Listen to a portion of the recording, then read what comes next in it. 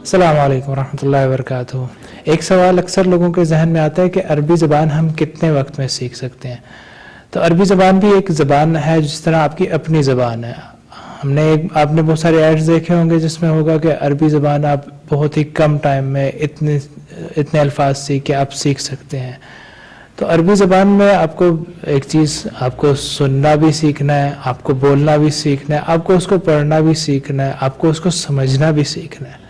اب اس کو سارے کو ذہن میں رکھ کے اب آپ سوچئے کہ آپ کو عربی زبان کتنے ٹائم میں آ سکتی ہے۔